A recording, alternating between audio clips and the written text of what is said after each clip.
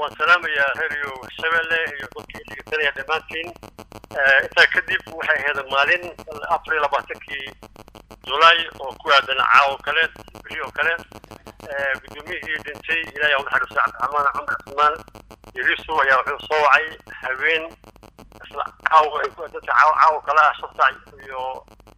farxaynimo wuxuu yiri baritu waxa imaanaya ergey u qaabsan United Nations Soomaaliya James Swan markuu waxa ka doonaya inaad timaadid jirta xafiiska 2 saac iyo bar subaxnimo waxaan tagay 2 saac iyo bar gudoomiyaha soo saac waxaan ugu tagay xafiiskiisa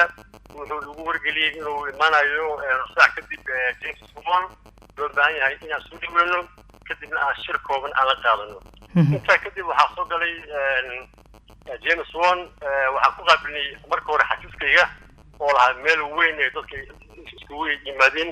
shaqaalihii gobolka agaasimiyaalkii iyo qaar gudoomiye degmo iyo anigoo ah gudoomiyaha maamulkii maalida ahaa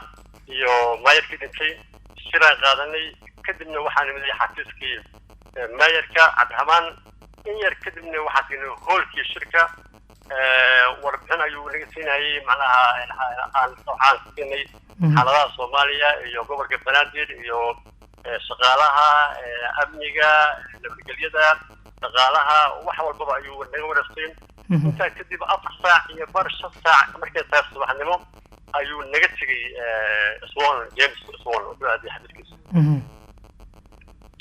markay kadib 6 saac gaartay 6 saac iyo bar aniga shaqadeedii baan aadi oo maartay xadiiskiga kooleyga waa sii watay 6 saac iyo bar kooda markaa ayaa waxa soo wacay maayarkii geeriyooday Cabdiraxmaan Yirisu wuxuu yiri baan iyo waxaan u tagay xafiiskiisa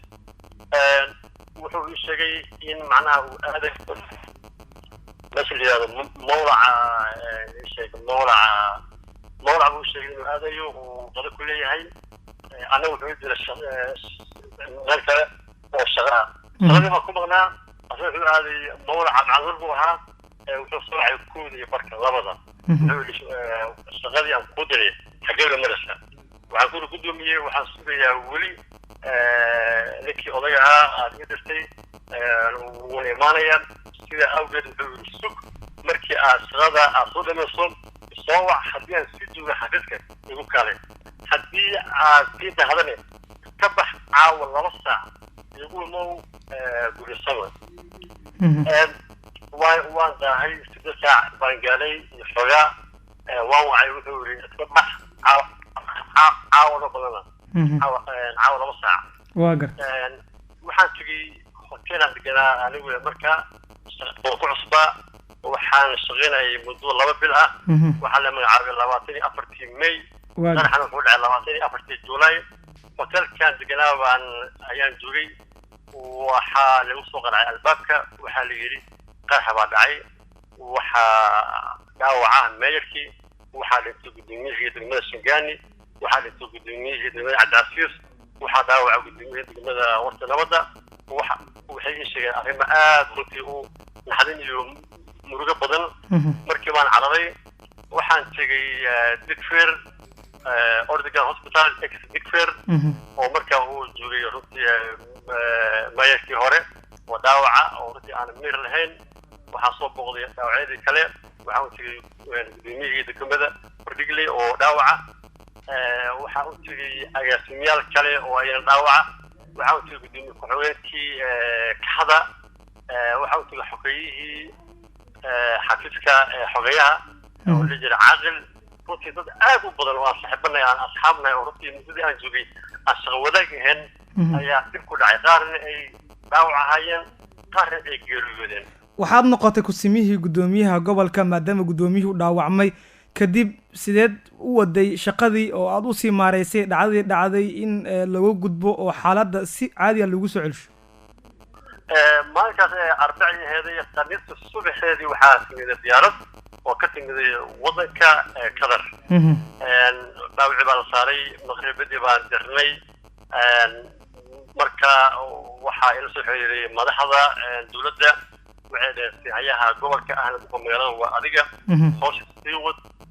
waxaa la tacaalay maadaama dhaawaci la qaaday xoogooda dadkii markaas geeriyooday dugno inaan la kulanno macnaha faamiladoodii inaan la kulanno caa'iladii amba ilmahoodii runtii waxay ahayd xaalad runtii aan la qiyaas karin waa gartay hadda aan ka sheekayo aana jeclaan aad u murugo badan laakiin waxaan ku dayay maadaama aan ahaa hogaamiyihii markaas gobolka banaadir inaan sii wado hooshii oo dibdhac uusan imaanin dhaxda aan u xirto waxay u baahnaan runtii karti iyo calo adeeg صح واه waxaana oo ilaahayna macnaha garab galeen asxaab kale oo shaqada iga sii horeysay runtii ay ugu caawiyeen in shaqadii hotel oo shaqadii gobolka banaadir wax habsana oo ku dhicin waa gartay marka gudoomiye waa mahadsantahay sida wanaagsan u sharaxday waxaan doonayaa waxa ay tahay dabcan wixii dhacay waa ay dhaceen kadib hadda sanad baa ka soo wareegatay oo saacad ay ka hartay in sanad ay ka soo wareegato waqtigii mas'uuliyiin waaweyn oo dawladdii federaalka ahayd ka tirsan laakiin gobolkii si gaar u maamulayay oo gobolku wuxuu ka mid yahaa meelaha sida aadka maxaan ku rahdaay amnigiisa loo adkeeyo dadku weli waxay isweydiinayaan gobolka sidee wax uga dhaceen waa marka loo hadlo amniga xaggeeda waa meel amniga aad loo sugo oo ciidamo badan ay joogaan kaamirooyin ku xiran yihiin xeyndaabka hore oo kale ay aad u xiran tahay su-aashaas jawaab mu haysaan weli horta sidaad og tahay nabadiidku sanadihii aan soo dhaafnay horta dalkeena wuxuu ku hayay dhibaato badan meelo badan oo amnigooda la xoojiyana way galeen oo macnaha way dhibaateeyeen waa runta gobolka wuxuu ka mid yahay meelaha aad loo adkeeyo oo la xoojiyo amnigiisa laakiin si kastaba ha ahaatee inkastoo arrimahaasi ku-xigaha amniga iyo siyaasadda aad ula shaqeynaya hay-adaha amniga laakiin mayar ahaan marka aan joogay arrimahaasi waa la socday runtii eedan macnaha iyo waxay gashay in macnaha gabar adigu kamid gobolka shaqaalaha isla markaan dadka qabay baahiyaha gaarka ah inay barnaamijkaas ayadu ay ka dambeysay arrinkaas macnaha sida ay u dhacay walow aan jeclahay in macnaha ku-xigaha amniga iyo siyaasadda arrimahaas macnaha ogaa inaad macnaha adigu aad maartay wax ku weydiisaan waa gartay marka waxaan rabaa waxay tahay inaan kuusoo gabagabeyn doono intii aad joogto ma waxaa jiro dad kale oo arrintaas ku lug yeeshay ama shabaabnimo lagu helay oo xarunta gudaheeda laga qabtay mise waa ay kaa gadaalaysay dhacdadaas markii anigu waqtigii aan hayaa gudoomiyaha gobolka ahna magaalada aan ahaa oo runtii oo laba bil ahayd shaqada ugu badan aniga aan qabna waxay ahayd inaan dadkii waxyeeloobay iyo kuwii dhaawaca iyo kuwii geeriyooda sida ugu fiican ee bini aadan loola macaamilo inaan ula macaamilo aniga markaan jiray arrimaha aan soo regay oo maanta legasiga ii ah waxaa kamid ah inaan sharci aan u sameeyo dadka geeriyooday oo ayagoo shaqeynayo gobolka ku geeriyooday